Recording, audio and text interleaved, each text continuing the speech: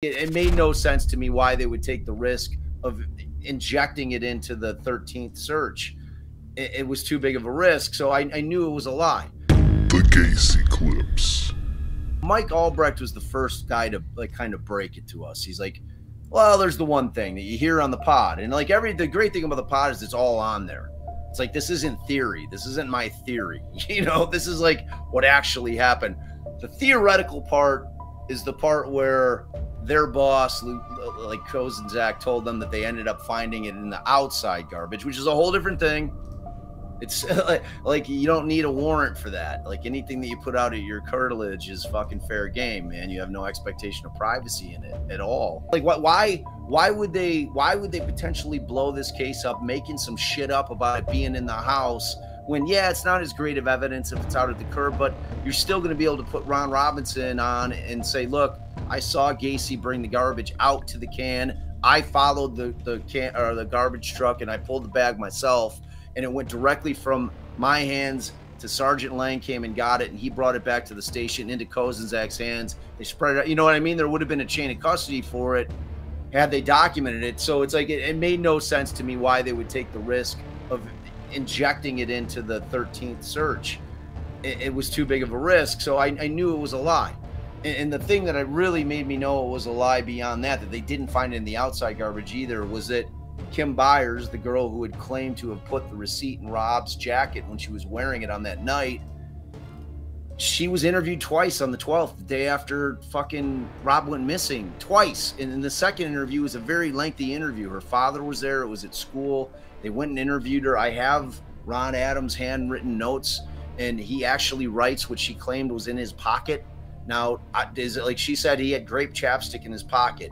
It did not state whether it was his jacket pocket that she claimed that she was wearing, because she worked at the front at the register, and this is old school, no revolving door shit, old Chicago pharmacy, middle of fucking December, Arctic breeze blasting in every time the door opens. So she's like, oh, Rob, can I wear your jacket?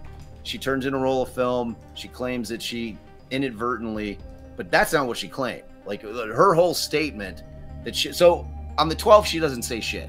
No mention of a photo receipt at all, like at all during this entire interview. I've read the report 50 times. I'm like they're asking her about everything that she saw and did that night, and she doesn't mention what turns out to be the most important thing on the 12th during 2 interviews. Then on the 19th, that's when it all happens. That is when the suit was filed in federal court. That's when Terry Sullivan, the prosecutor from the 3rd District, calls up and says, we're going to lose that fucking suit. Your investigation's done. Is on Monday. Is that after they already had the receipt? No, this is what leads up to them getting the receipt, putting the wheels in motion. So they say that she, during her 3rd interview, she mentions a receipt, but they claim they hadn't had it. They didn't have it yet. They did not have it yet. So, okay. Well, what Kozenzak told his guys on the street is that, and Ron Robinson, when you get to that, because Ron Robinson's the second guy. He's the guy who pulled the garbage from the truck.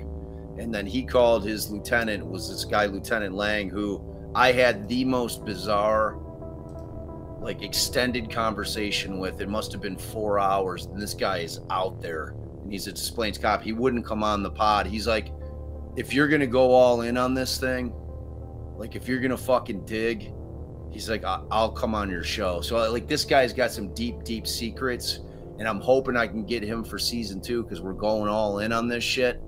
And so it goes from Robinson to Lang to Kozenzak, and then I ask Albrecht, I'm like, well, what did they do with that bag?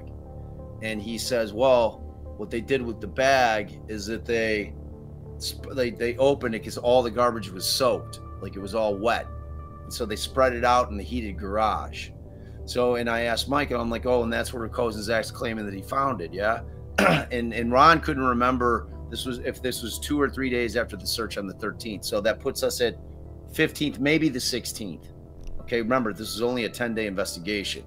And I asked Mike Albrecht, I'm like, Mike, well, let me ask you, man, if they found that, let me say this, Mike, if you found that receipt, what would be the first thing you'd do with it? and it said Nissan Pharmacy, which is where Rob Peast went missing from. It didn't have the name of who turned in the film. Well, he said, well, I'd go to the pharmacy to see who turned in the film. I'm like, that's right, Mike.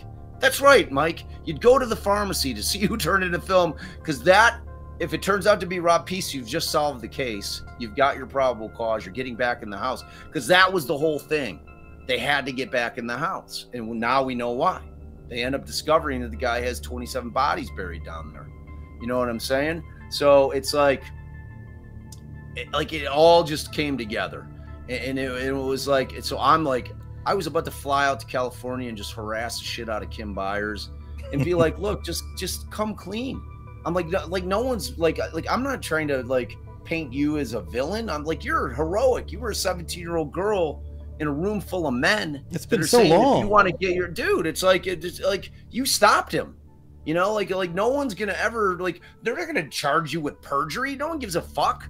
Like, tell the real story, because what happened, and it goes to what Dan's question is, on the 19th, they call her house, Kim Byers' house. Her mother answers the phone, and I have Ron Adams' report, and he tells Miss Byers, he says, is Kim home? We need to talk to her one more time. And she says, no, she's at a swim meet. She's like, but I can have my husband bring her over to the police station when you're done. He's like, okay. So in his report, he says, he literally says, I need to speak to her with regards to serial number 00196. I can't remember what it is, but I used to have it committed to memory. But he names the fucking photo receipt, like gives the actual, because that day they had gone to the pharmacy. They had taken their logbook earlier in the day. Ron Adams had, like, and it's all in the reports. You just follow the reports, and like the whole answer is there for you. And so they take it back to the station. They make photocopies for them. They keep the book. They bring the photocopies back to the pharmacy so they can dole out pictures when people come to get them. And in there, that's when they see that Kim Byers had turned in a photo, like turned in a roll of film.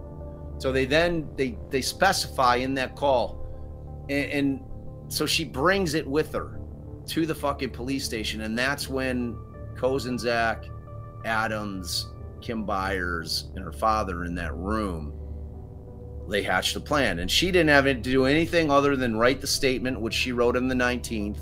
And if you've ever read police statements, and I've been doing them for 20 years, reading them from witnesses, people, you know, and they're asking what I need you to say everything, every fact that you know, because that's what makes it a complete report. The only thing in her 3-page report that she talks about is why she stuck the photo receipt in Rob's pocket. It's like ridiculous to think that, like, there's no, I saw Gacy come in, I saw him talking about summer jobs, I saw that Rob was close enough to hear it, I saw him tell his mom that, none of that's in the report. The only thing she talks about, and she ends up in her report saying that she thinks that it was God that led her to leaving the receipt. It was like overly detailed. Would say she goes through like 5 or 6 scenarios on why she did. It was bizarre. So I knew at that point that they had basically gotten her to give the receipt. They said, look, all you got to do is testify in court that you stuck it in his jacket. You'll be on and off the stand in 5 minutes, which she was. And that was it. And that photo receipt and the cops coming into the house with the smell, which I hunted down the evidence tech who was there on the 13th, who no one had ever talked to. My father didn't know he existed. He was a guy. He was a ghost. Like no one had ever interviewed him, and he was the only guy who wasn't a Des Plaines cop.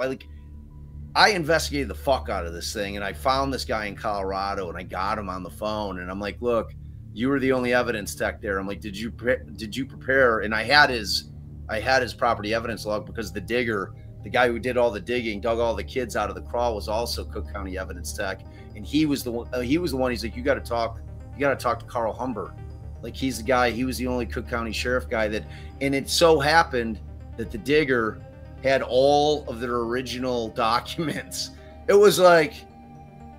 It came together because, dude, it was insane. So when you were trying to reach Kimberly, did you ever actually get her, like, on the phone? Did you ever actually talk to her and get nothing? She's a doctor in California, man, and I had her assistant on the phone for like an hour. I thought I had her. I thought I was going to get her. She's like, you're not going to believe this. She's like, we were just talking about this like 2 days ago.